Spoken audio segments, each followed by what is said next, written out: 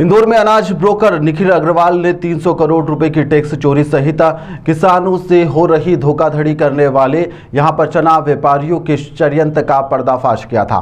उन्होंने इसका खुलासा करा था। षड्यंत्रकारी व्यापारियों ने यहां पर जो उनके खिलाफ अमानत में खयानत के मामले में इंदौर की संयोगितागंज पुलिस में अपराध दर्ज किया था, लेकिन यहां पर जो पुलिस है, जब इस मामले में खात्मा कोर्ट में पेश किया गया तो उसे कोर्ट ने यहां पर अस्वीकार भी कर दिया है और अब सबूतों के आधार पर यहां पर कोर्ट ने खात्मा आवेदन निरस्त कर दिया है, जिसको लेकर निखिल अग्रवाल फिर मीडिया के सामने आए और उन्होंने कहा कि यह मेरी जीत है। अप्रैल 2021 में संयोगितागंज पुलिस ने अनाज ब्रोकर निखिल अग्रवाल की रिपोर्ट पर 18 लोगों पर षड्यंत्रकारी, अमानत में खयानत करने सहित अन्य धाराओं में केस दर्ज किया था। मामले में पुलिस ने आज तक किसी भी प्रकार की कोई गिरफ्तारी नहीं की थी।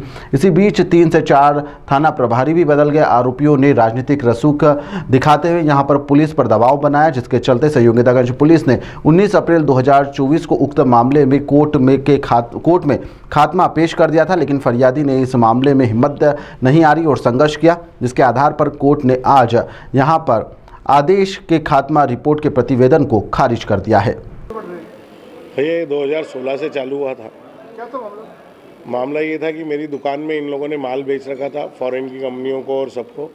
उसकी डिलीवरी जानी थी, उसमें 20-25 करोड़ रुपए का फ़र्क पड़ चुका था, क्योंकि माल बाजार इतने तेज़ हो गए थे और इनको डिलीवरी देनी थी। तो इन्होंने उस रुपए से बचने के लिए मुझे फर्जी तरह से उलझाया और फर्जी केसेस मेरे ऊपर लगाए। कम से कम 8 केस लगाए, जिसमें से 5 या 6 में 5 में मैं क्लीन चिट आ चुका हूँ। 2-3 केसेस में फर्जी तरीके से इन्हें चालान पेश किया है, कोर्ट को और पुलिस को मिसलीड किया है। वैसे डॉक्यूमेंट भी मैं पेश कर चुका हूँ, पुलिस ने भी अपनी जांच में ये सब चीज़ें पाई हैं। कई सालों तक कई में मुझे क्लीन चिट मिल चुकी है। कई बॉम्बे के इस एफआईआर में जब ये संयोगितागंज में हुई थी तो बॉम्बे के भी इसमें बयान देखे गए हमारे द्वारा पुलिस के, कि उसमें वो बता रहे हैं कि ये फर्जी डॉक्यूमेंट से निखिल अग्रवाल को फंसा रहे थे, हमने निर्दोष पाते हुए उसे बाहर निकाला है और ये लोग इस तरह से कर रहे थे। उसने पुलिस को बयान दिए हैं, वो बयानों की कॉपियां पुलिस द्वारा हाईकोर्ट में पेश की गई है। मैंने भी सारे केस लड़के मुझे जेल तक जाना पड़ा फर्जी केस में, जिसका चोरी नहीं हुई थी ऐसे केस की, उसके भी पुलिस के पास सारे डॉक्यूमेंट आज की तारीख में मौजूद हैं।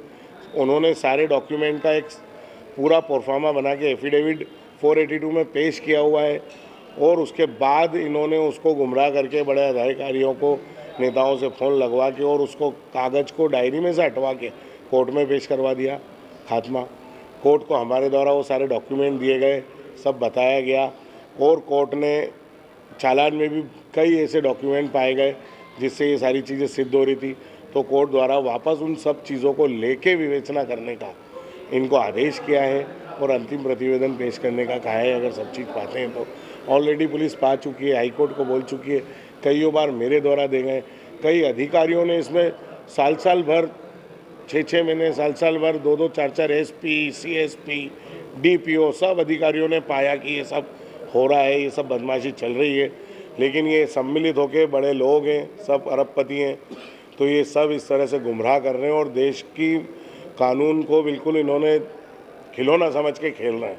और मेरे पास ऐसे सारे डॉक्यूमेंट हैं। अभी मुझे संयोगितागंज पुलिस बुलाएगी, मैं उसमें जाके भी ये सारे डॉक्यूमेंट पेश करूंगा। पुलिस के पास ऑलरेडी उन्होंने हाईकोर्ट में पेश किए, बावजूद उसके इस तरह से मेरे को समझ में नहीं आ रहा है कि ये किस तरह से कर रहे हैं ये लोग। ये 18 आरोपी तो अभी इसमें हैं। मैंने 22 का एप्लीकेशन किया था 156 दिन में, और अगर इसमें इन्वेस्टिगेशन होगा तो इतने ही आरोपी और बनेंगे।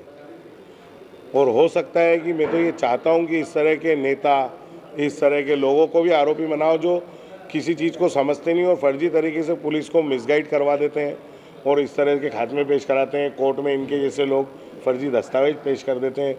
इनकी चीज़ें ही समझ में नहीं आ रही है। बॉम्बे हाईकोर्ट इंदौर पुलिस को 2 बार समन कर चुकी है कि आप आके हमारे को जवाब दीजिए। इंदौर पुलिस वहाँ जाके जवाब देने को राजी नहीं है और यहाँ पे इनके फर्जी तरीके से इनने इतना ज़्यादा पुलिस को मिसगाइड किया है कि पुलिस खुद नहीं समझ पा रही, क्योंकि व्यापारियों में इतनी चंट व्यापारी हैं, इतने चालाक हैं ये, कि पुलिस ही नहीं समझ पाती है कि सच बोल रहे हैं कि झूठ बोल रहे हैं, और पुलिस सच समझ के गलती कर रही है। कई जगह मेरे को ऐसा भी एहसास हुआ है।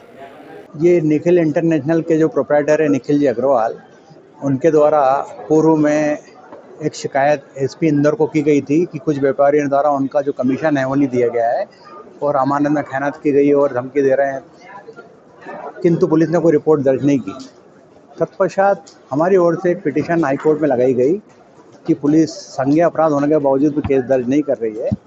तब वो पिटीशन अलाउड हुई और माननीय उच्च न्यायालय ने पुलिस को निर्देश दिए कि इसके खिलाफ यदि कोई केस बनता हो तो दर्ज करें, किंतु उसके उपरांत भी पुलिस ने कोई केस दर्ज नहीं किया। तब हमारी ओर से प्राइवेट कंप्लेंट कोर्ट में लगाई गई और उसके साथ 156(3) का भी आवेदन दिया गया और माननीय न्यायालय ने निर्देश दिए पुलिस को, संयोजन पुलिस को, कि एफआईआर दर्ज करें। तब पुलिस ने बहुत मुश्किल से एफआईआर तो दर्ज की और जो धाराएं माननीय न्यायालय द्वारा बताई गई थी उन धाराओं में केस दर्ज नहीं किया गया, न ही आरोपियों की कोई गिरफ्तारी की गई।